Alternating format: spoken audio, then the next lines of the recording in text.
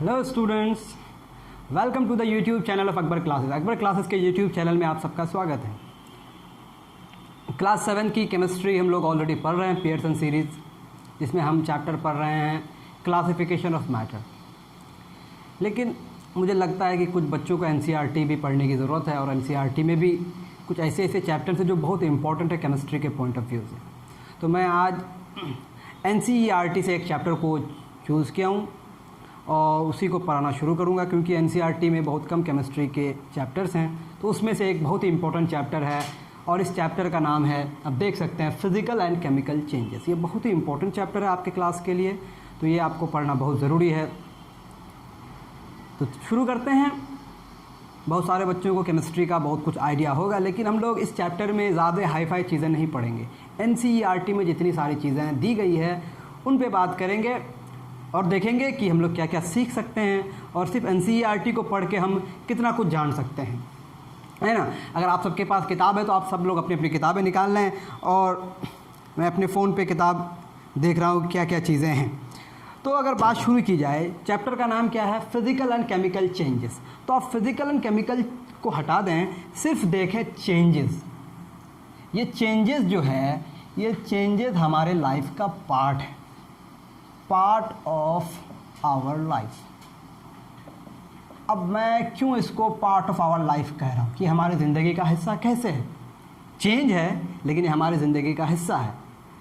आपको ये बात अजीब तो नहीं लग रही होगी शायद, क्योंकि आप हर दिन कुछ ना कुछ चेंजेस करते हैं।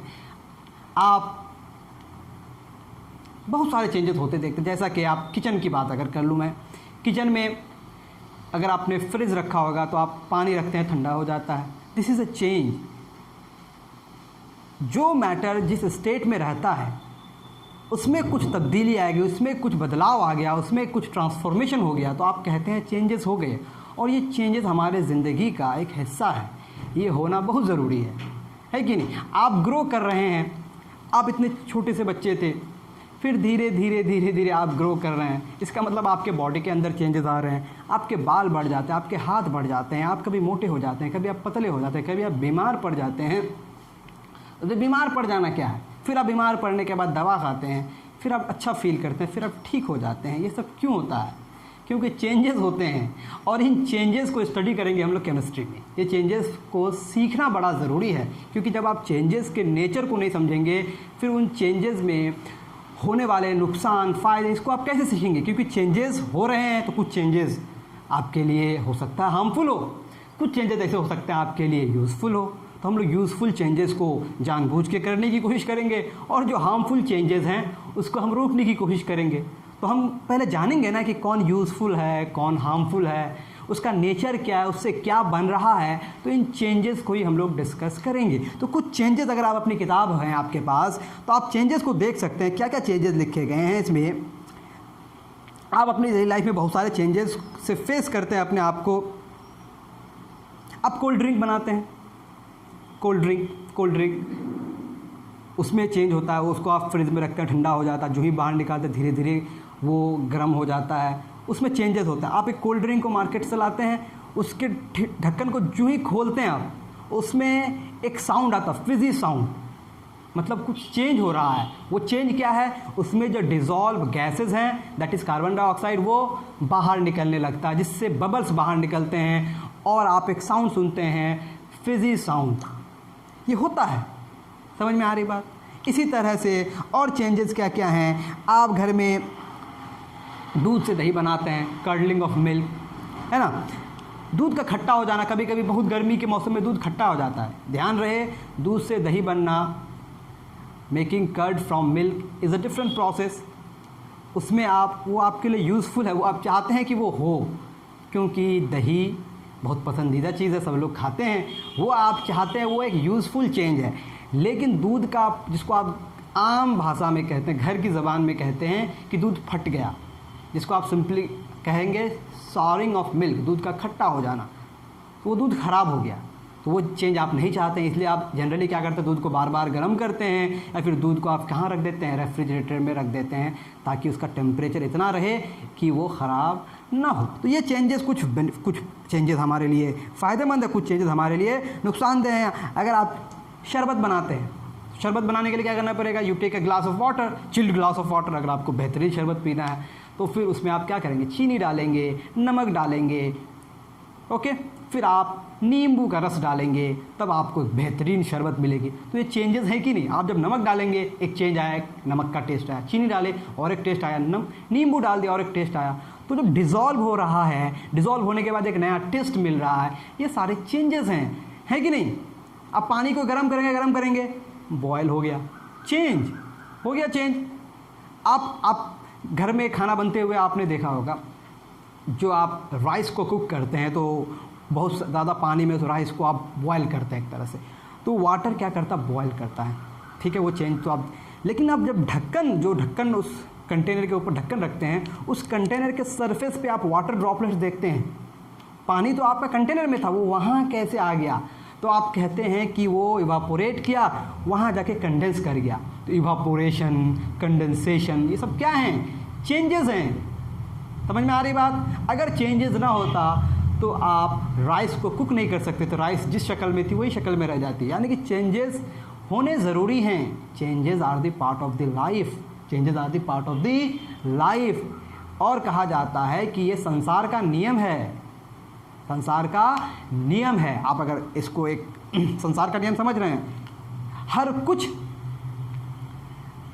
भी हो सकता है। मतलब अगर मैं बोलूँ कि ये सर्टेन नहीं, ये सर्टेन नहीं है, लेकिन changes are something which is certain, जो होना ही है। इसको आप रोक नहीं सकते, बहुत कुछ आप रोक सकते हैं, बट चेंजेस को आप रोक नहीं सकते, वो होना ही। अगर आप बोलेंगे कि मैं ग्रो नहीं करूँगा, यू कांट स्टॉप इट। आप ग्रो करेंगे, आप खाना खाएंगे, आपके बॉडी के अंदर वो ग्रोथ होगा, सेल्स आपके टूटेंगे, आप धीरे धीरे ग्रो करेंगे, आपके बाल बढ़ेंगे। आप ये नहीं कह सकते कि मेरे बाल नहीं बढ़ेंगे। समझ रहे हैं मेरी बात। आप दूध को गर्म करके आपने रख दिया तो वो ठंडा होगा, ये होना ही। आप वाटर को फ्रिज में रख दिए तो वो ठंडा होगा, उसको बाहर रख देंगे धीरे धीरे गर्म होगा। ये चेंजेस होंगे, आप इसको रोक नहीं सकते हैं। तो आप कह सकते हैं एक जनरल बात कि changes are the go of the world. क्या कह सकते हैं कि चेंजेस जो हैं are the go of the world. Okay, अब यहाँ गो के माने क्या है, नियम है, संसार का नियम। इसको आप कह सकते हैं जो परिवर्तन है, परिवर्तन जिसको आप चेंजेस बोलेंगे, हिंदी में बड़ा ही इफेक्टिव लग रहा है। तो परिवर्तन जो है संसार का नियम है, संसार का नियम है, परिवर्तन ही संसार का नियम है। तो ये बहुत इंपॉर्टेंट बात है। इन चेंजेस पर हम लोग डिपेंडेंट है और इन चेंजेस की स्टडी हम लोग केमिस्ट्री में करेंगे। तो कुछ चेंजेस मैंने आपको एग्जांपल दिया। अब आपके एनसीईआरटी में कुछ चेंजेस और हैं, मतलब आपको एक्टिविटी बेस्ड कुछ चेंजेस करने हैं, फिर उस चेंजेस को ऑब्जर्व करेंगे। अब हमारे डेली लाइफ में जो चेंजेस होते हैं, क्लास 6 में आपने पढ़ा है कि ये चेंजेस दो तरह के हो सकते हैं। ये चेंजेस कितने तरह के हो सकते हैं, दो तरह के हो सकते हैं। क्लास 6 में आपने पढ़ा है, इन क्लास 6, ओके, क्लास 6 में आपने क्या पढ़ा है कि चेंजेस जो है दो तरह के होंगे। एक होंगे रिवर्सिबल चेंज और एक होगा इरिवर्सिबल चेंज। Very simple. अब reversible change, irreversible change, I don't think कि मुझे डिफाइन करने की जरूरत है। Which can be reversed and which can not be reversed. Irreversible change किसे बोलेंगे, which can not be reverse, और जिसको आप रिवर्स कर लें उसको आप क्या बोलेंगे, रिवर्सिबल। तो ये क्या है, reversible change which can be reversed. अब मैं जब बोल रहा हूँ विच कैन बी रिवर्स, मतलब आपके पास कोई मैटर है, you are having a matter, आप उस पर कोई चेंज ला दिए, फिर उस चेंज आ जाने के बाद आपको जो मैटर मिला उसमें कुछ चेंज आ गया, उसमें कुछ बदलाव आ गया, उसकी प्रॉपर्टीज़ बदल गई। अब प्रॉपर्टीज़ बदलने के बाद आप उस चेंज को बैक करना चाह रहे हैं, वापस उसी मैटर को चाह रहे हैं कि वही मैटर जिस स्टेट में पहले था, यानी कि उसके ओरिजिनल स्टेट में। जाहिर सी बात है, चेंज आने के बाद वो मॉडिफाई हो गया, तो मॉडिफिकेशन से पहले आपके पास जो सब्सटेंस था, जो मैटर था, वो कहलाएगा ओरिजिनल मैटर। यानी कि ओरिजिनल मैटर अगर आपको मिल सकता है तो वो रिवर्सिबल है, यानी कि उसको आप रिवर्स कर सकते हैं। और इसमें क्या होगा, विच can not be reverse, which can not, मैं बस बता रहा हूँ ताकि आपके जहन में सारी बातें आ जाए, विच कैन नॉट बी रिवर्स। समझ में आ रही होगी बात। एग्जाम्पल्स तो ढेरों हैं आपके डेली लाइफ में, आप सोच सकते हैं कि कितने सारे एग्जाम्पल्स हैं। जब आपका रिवर्सिबल चेंज होगा तो आपको क्या मिल जाएगा, original, you get original matter, okay, यानी कि जहाँ से शुरुआत हुई थी यहाँ पर आपको ओरिजिनल मैटर नहीं मिलेगा। You can't get original matter. अब ओरिजिनल मैटर मैंने आपको बताया, what do you mean by original matter. जब मैं कह रहा हूँ कि ओरिजिनल मैटर मतलब जहाँ से चेंज की शुरुआत हुई थी, अनचेंज्ड, क्या कह सकते हैं, अनचेंज्ड। अब जो मॉडिफिकेशन के बाद जो चेंज आपके पास मैटर है, उससे वापस अगर आप उसमें चले जा सकते हैं ओरिजिनल मैटर में, तब वो रिवर्सिबल है, अदरवाइज वो इरिवर्सिबल है। Now we will have some changes, examples of some changes according to the activities given in your NCERT book. उसको हम ऑब्जर्व करेंगे और उसको देखेंगे कि वो चेंजेस रिवर्सिबल हैं या इरिवर्सिबल हैं। बिफोर गोइंग टू दैट, अब इस चैप्टर में जब नाम ही लिखा गया फिजिकल एंड केमिकल चेंजेस, हमने अभी भी बात की कि चेंजेस क्या होता है। चेंजेस दो तरह के हो सकते हैं, reversible and irreversible. Original matter वापस आ गया तो रिवर्सिबल, नहीं आया तो irreversible. Very very simple, up to class 6 आपने सारी बातें पढ़ ली हैं। और मैंने ये भी बताया कि चेंजेस होना बहुत ज़रूरी है। चेंजेस बेनिफिशियल भी हो सकते हैं, हार्मफुल भी हो सकते हैं। आपको चेंजेस से नुकसान भी हो सकता है, आपको चेंजेस से फ़ायदे भी हो सकते हैं। तो हम फ़ायदे को भी देखेंगे, नुकसान को भी देखेंगे, क्योंकि क्लास 7 में है। और केमिस्ट्री में थ्रू आउट जब तक केमिस्ट्री पढ़ेंगे ये चेंजेस ही हमें स्टडी करनी है। समझ में आ रही बात, क्योंकि चेंजेस जो हैं ये बहुत इम्पोर्टेंट स्टडी है और केमिस्ट्री में इसी को हम लोग स्टडी करेंगे। आई होप आपको क्लियर हो रही होगी बात। तो अब जो फिजिकल और केमिकल चेंजेस है ये किस आधार पर है ये भी हम लोग जानेंगे। तो ये प्रॉपर्टीज़ को हम लोग स्टडी करते हैं, जब मैटर की प्रॉपर्टीज़ को हम लोग देखते हैं। अब उन कौन कौन सी प्रॉपर्टी में चेंजेस आए हैं, कुछ प्रॉपर्टी में चेंजेस आने से हम बोलते हैं कि फिजिकल चेंज हुआ, कुछ प्रॉपर्टी में चेंजेस आने से हम बोलते हैं कि केमिकल चेंज हुआ।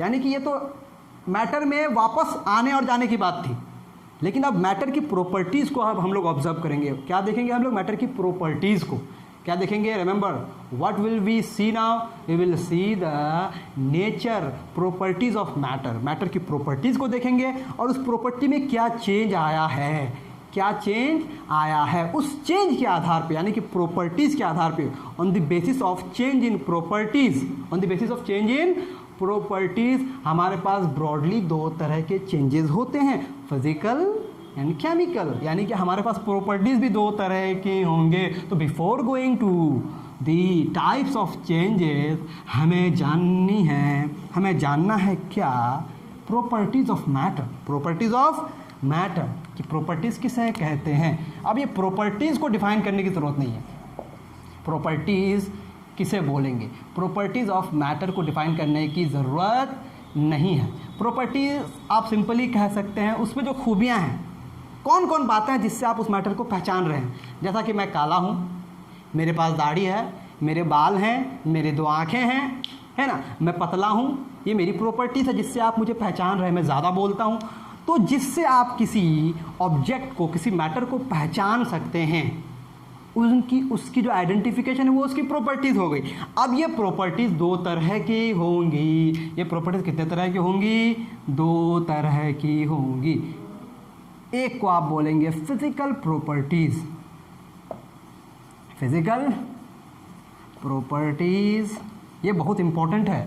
भले आज के लेक्चर में हम लोग चेंजेस की बात करें या ना करें, but this is very very important. और दूसरा कहलाएगा केमिकल प्रॉपर्टीज़। अब बोलेंगे सर आप ये क्यों पढ़ा रहे हैं, क्योंकि यही पढ़ लेंगे तो आप सब समझ जाएंगे। तो before going to chemical properties हम बात करते हैं किसकी, फिजिकल प्रॉपर्टीज़ की, जान लेते हैं कि ये क्या है। तो मैं बोलूँगा, अगर मैं बोलूँ मैं मोटा हूँ कि पतला हूँ, तो आप रिलेटिवली बोलेंगे मैं पतला हूँ, ठीक है। रोशनी बहुत ज़्यादा हो सकता है आपको लग रहा हो कि मेरा फेस बहुत ब्राइट हो, है ना। ये बोर्ड वाइट है, ऑब्वियसली वाइट है, ये ब्लू लिख रहा है, ये ब्लैक है, ओके। और क्या बताऊँ मैं, यहाँ पर कुछ लिखा गया, इसका कुछ कलर है। साउंड मैं बोल रहा हूँ, आपको साउंड मिल रहा है। तो ये कुछ ऐसी प्रॉपर्टीज़ होती है जो आप ऑब्ज़र्व कर लेते हैं। अब ऑब्जर्वेशन कैसे कैसे कर सकते हैं, या तो आप सुन सकते हैं, या तो आप सूंघ सकते हैं, समझ में आ रही बात, या तो आप टच कर सकते हैं, तो वो सारी प्रॉपर्टीज़ जो ऑब्जर्वेबल हो और जिसको आप मेज़र भी कर सकें। मैं बोलूँ मैं काला हूँ, मैं बोलूँ मैं बहुत काला हूँ, कोई मुझसे भी काला हो सकता है, कोई मुझसे कम काला हो सकता है, तो आप इसको मेज़र कर सकते हैं। मेज़रमेंट एग्जैक्ट वर्ड में हो, नंबर में हो या ना हो, लेकिन आप कंपैरिजन तो कर सकते हैं, जिसको आप कह सकते हैं क्वालिटेटिव मेजरमेंट। एक होता है क्वांटिटेटिव मेजरमेंट कि आप क्वांटिटी बता रहे हैं कि 3, 4, 5, 6 इस तरह की क्वांटिटी बता रहे हैं। मैं बोलूँ कि मैं एक कोई बंदा है, फॉर एग्जांपल अकबर सर है, मैं बोलूँ कि मैं अकबर सर से ज़्यादा लंबा हूँ। अभी आपको अकबर सर की भी हाइट पता नहीं है, अकबर सर की जो हाइट है वो पता नहीं है, और जो मेरी हाइट है मेरी भी हाइट आपको पता नहीं है, लेकिन ये पता चला आपको कि मेरी हाइट अकबर सर की हाइट से ज़्यादा है, without knowing the Heights of each other. हम दोनों की हाइट किसी को पता नहीं है, लेकिन मैं कह रहा हूँ मैं उनसे ज़्यादा लंबा हूँ। तो this types of measurement is called qualitative measurement, not quantitative. Quantity में आप बताएंगे कि अकबर सर 5 फुट 7 इंच है, मैं 5 फुट 9 इंच हूँ, इस तरह से। ये डाटा एग्जैक्ट नहीं है, समझ में आ रही बात। तो वो सारी प्रॉपर्टीज़ जो आप मेज़र कर सकें, चाहे क्वालिटेटिवली हो चाहे क्वांटिटेटिवली हो, तो जिसको आप ऑब्जर्व कर सकें। अब मैं आपको जब बोलूँ ऑब्जर्वेबल प्रॉपर्टीज, तो आप बहुत सारे ऑब्जर्वेबल प्रॉपर्टीज बता सकते हैं। मैं लिख देता हूँ अभी आपको, तो पहले लिख लेता हूँ कि कैसे डिफाइन करेंगे, क्या बोलेंगे इसको आप, all the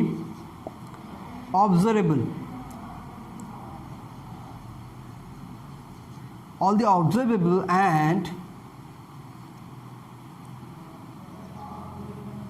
measurable properties of a matter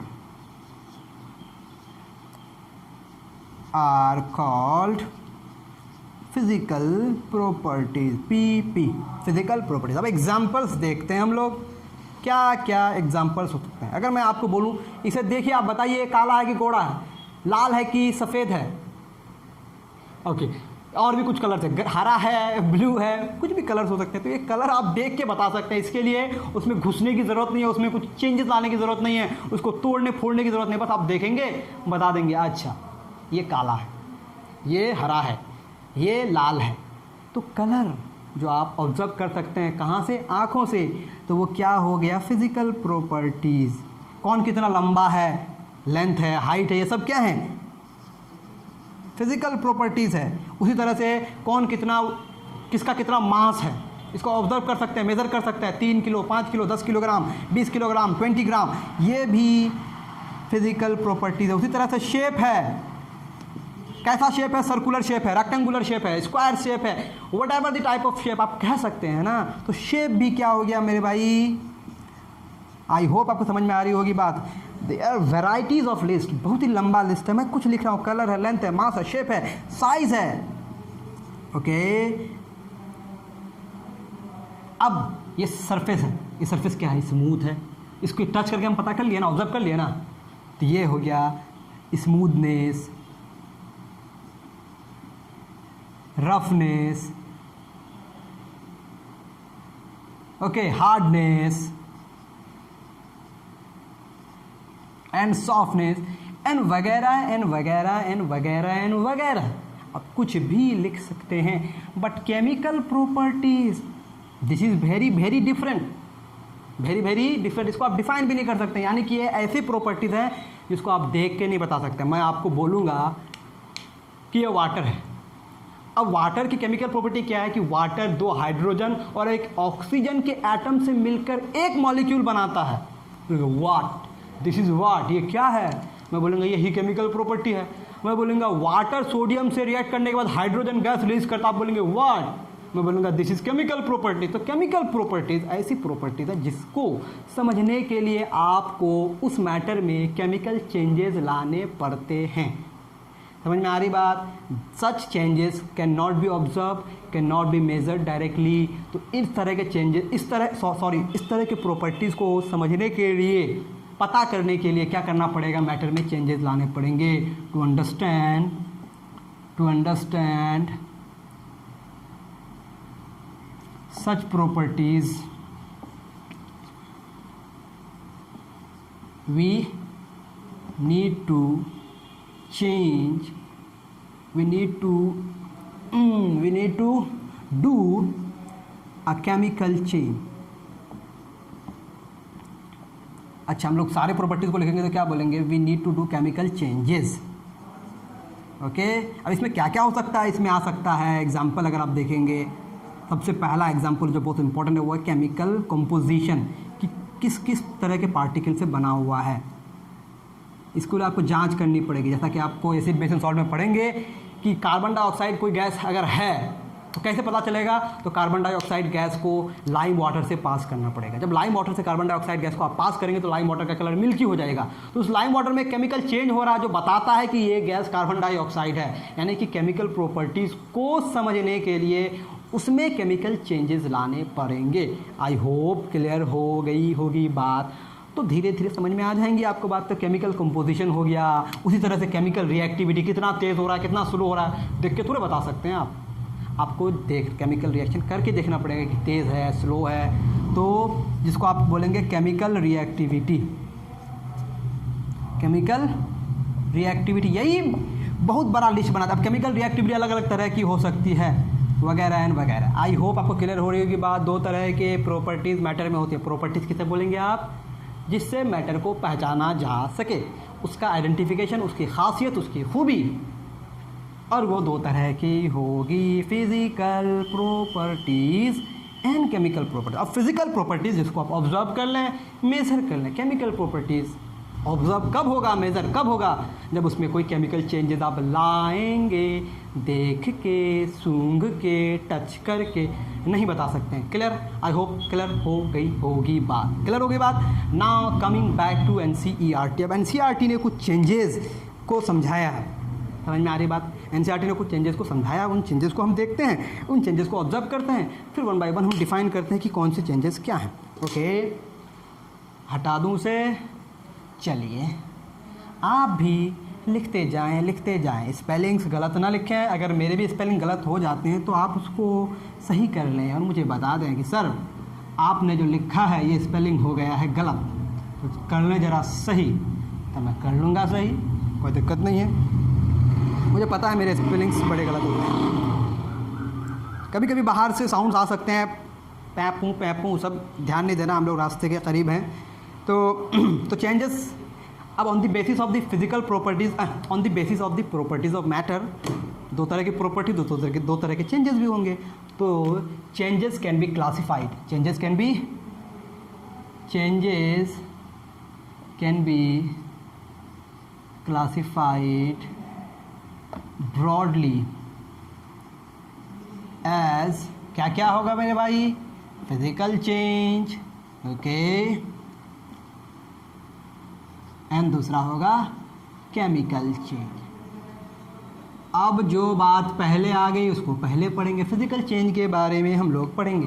क्या पढ़ेंगे, फिजिकल चेंज के बारे में। तो पहले हम लोग एग्जाम्पल्स एनसीईआरटी में जो दिए गए हैं उनको पढ़ने से पहले हम पहले फिजिकल चेंज को डिफाइन ही कर लेते हैं। ओके ओके ओके, तो लेट्स डिफाइन फिजिकल चेंज, ताकि आपके जहन में आइडिया आ जाए।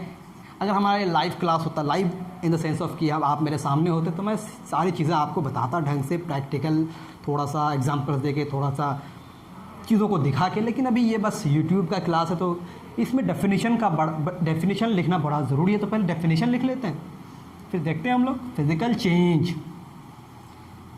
ओके, सबसे पहली बात, जब भी फिजिकल चेंज होगा तो फिजिकल प्रॉपर्टी बदलेगी। अब बोलेंगे फिजिकल प्रॉपर्टी बदलेगी, हाँ फिजिकल प्रॉपर्टी बदलेगी, कलर बदलेगा, फिजिकल स्टेट बदल गया, लिक्विड था गैस हो गया, गैस था लिक्विड हो गया, सॉलिड था लिक्विड हो गया। ये है फिजिकल प्रॉपर्टी, फिजिकल स्टेट का बदल जाना। तो जब किसी मैटर की फिजिकल प्रॉपर्टी बदलती है, क्या बदलती है, फिजिकल प्रॉपर्टी, तो आप क्या बोलेंगे कि फिजिकल चेंज आया। क्लियर हो रही है बात। क्या मैंने कहा कि जब किसी मैटर की फिजिकल प्रॉपर्टी बदल जाए तो आप क्या बोलेंगे, फिजिकल चेंज हो गया। अब इस मैटर की फिजिकल प्रॉपर्टी बदलने के पीछे क्या क्या बातें हैं वो देखते हैं। तो अ चेंज इन विच, आगे की बात 100 टके की है, नहीं 1000 रुपये की है।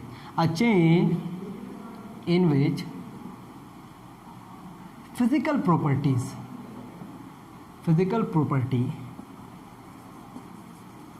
Of matter changes.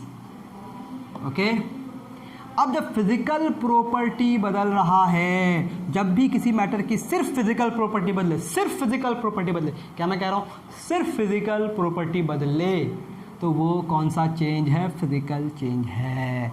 यानी कि इस चेंज में नया सब्सटेंस नहीं बनेगा। फिजिकल प्रॉपर्टी बदलने से नया सब्सटेंस नहीं बदलता है। क्यों नहीं बदलता है, हम देख, नया सब्सटेंस क्यों नहीं बनता है हम देख लेंगे। तो ऐसे चेंजेस में क्या होगा, no new substance is formed, कोई भी नया सब्सटेंस नहीं बनेगा। A change in which physical property of matter changes and no new substance is form. This is very very important part of the definition. ये सबसे ज़्यादा इंपॉर्टेंट पार्ट है। तो आप बोल सकते हैं a change in which no new substance is form. अब इसके पीछे रीज़न क्या है, तो रीज़न बोलेंगे बिकॉज केमिकल कंपोजिशन, यानी कि जिन पार्टिकल से मिलकर वो मैटर बना है उसको आप कहते हैं केमिकल कंपोजिशन। केमिकल कंपोजिशन जो है वो सेम रहता है। चेंज तो हो गया, फिजिकल प्रॉपर्टी बदल गई, लेकिन केमिकल कंपोजिशन में कोई चेंज नहीं आता है। आई थिंक ये थोड़ा फेडेड लिख रहा है तो इसको बदल लेते हैं। हाँ, दिस इज़ गुड।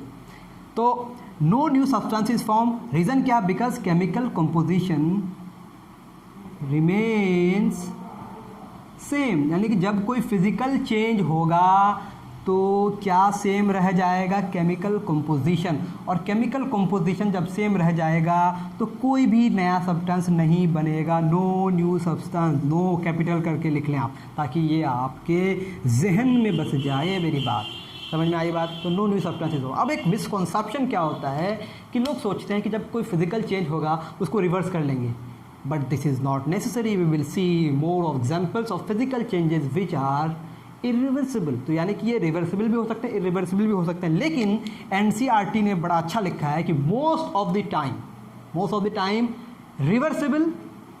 तो क्या लिखेंगे, most of the physical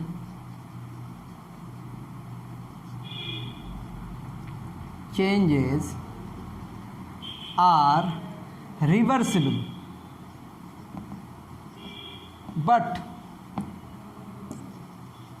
some of them are irreversible।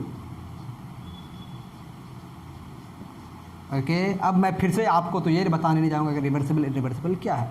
I think सारी बातें इसमें आ गई। ऐसा चेंज जिसमें फिजिकल प्रॉपर्टी बदल रहा हो, नया सब्सटेंस नहीं बन रहा हो, केमिकल कंपोजिशन नहीं बदल रहा। केमिकल कंपोजिशन जिससे होके वो कंपोज हुआ है, कंपोज पार्टिकल से हुए हैं, ऑब्वियसली बात है। उन पार्टिकल्स का नेचर अगर नहीं बदला है तो आप बोलेंगे फिजिकल चेंज हो गया है मेरे भाई। और ये रिवर्सिबल भी हो सकता है, इरिवर्सिबल भी हो सकता है। नाउ अब हमारी बारी है एग्जाम्पल्स की, और एग्जाम्पल्स हम लोग यहाँ वहाँ नहीं जाएंगे, हम लोग एनसीईआरटी में तलाश करेंगे, क्योंकि हमारे पास तो इतने सारे एग्जाम्पल्स हैं, सारे एग्जाम्पल्स तो देख नहीं सकते हैं भाई। तो हम बात करेंगे किसकी, एनसीईआरटी की। आई होप आप लिख लिए होंगे। अगर नहीं लिख पा रहे हैं तो क्या कर सकते हैं, बाद में लिख सकते हैं, स्क्रीनशॉट ले सकते हैं, बाद में आराम से लिख सकते हैं।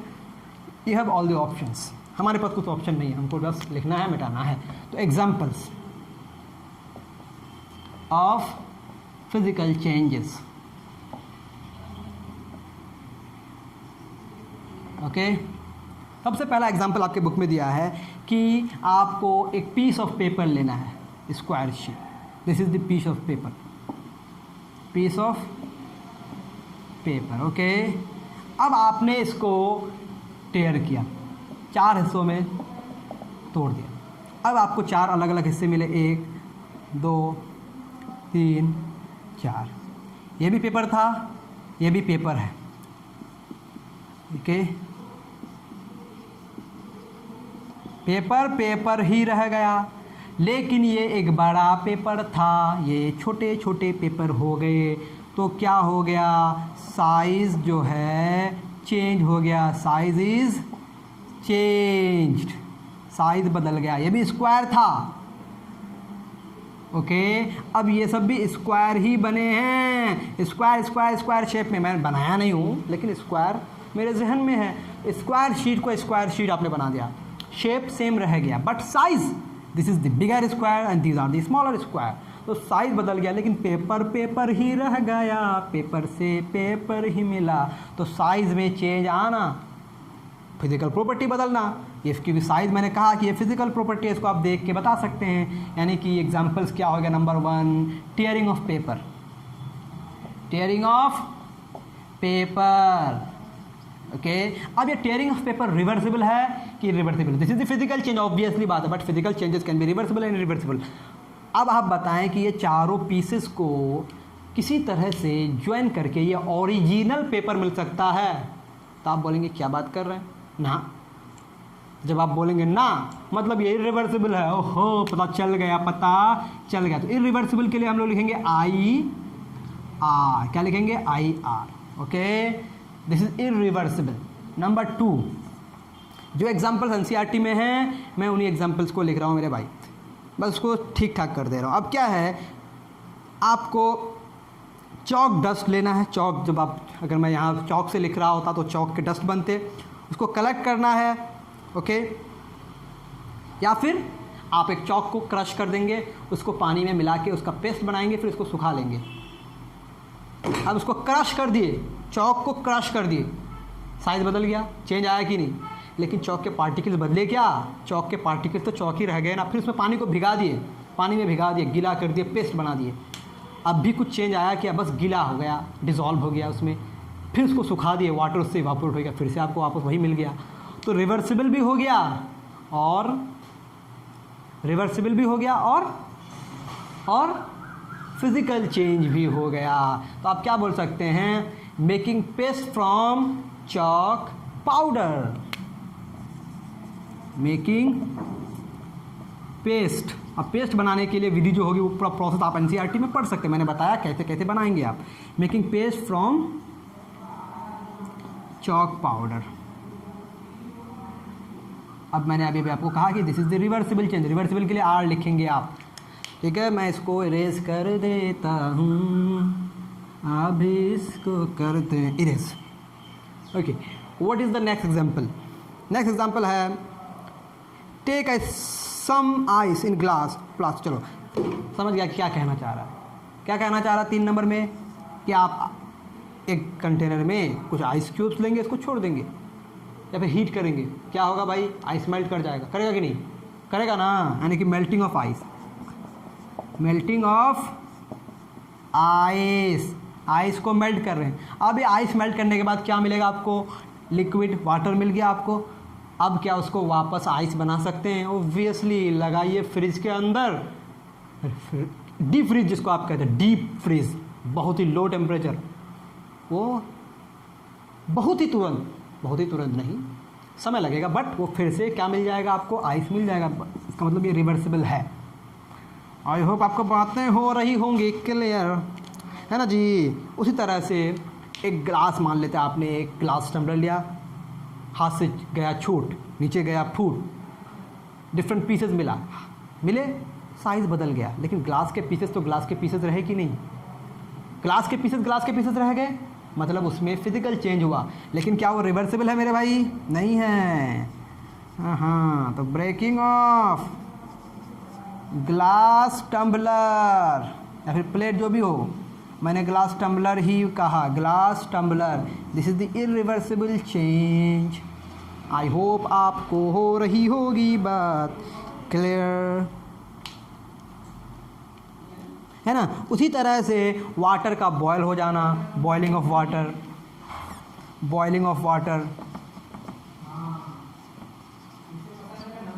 वाटर को बॉयल करते हैं तो होता क्या है, मैंने आपको पढ़ाया है पियर्सन सीरीज़ में, आप जाके उन लेक्चर्स को फॉलो कर सकते हैं, you can follow all those lectures.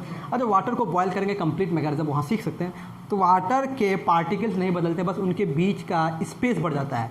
मान लेते हैं वाटर लिक्विड स्टेट में तो क्लोज है, जब वो गैसेस स्टेट में चला गया तो वो दूर दूर हो गए, बस पार्टिकल्स रिमेन सेम, मतलब केमिकल कंपोजिशन नहीं बदलता है, बस उसके बीच का स्पेस बढ़ जाता है, इसलिए वो गैसेस स्टेट में देखता है। यानी कि फिजिकल स्टेट जो है वो कैसी प्रॉपर्टी है, फिजिकल प्रॉपर्टी, यानी कि फिजिकल स्टेट फिजिकल स्टेट जो है दैट इज़ हमारे पास सॉलिड है, लिक्विड है, गैस है, ये सारे के सारे कौन सी प्रॉपर्टी है भाई?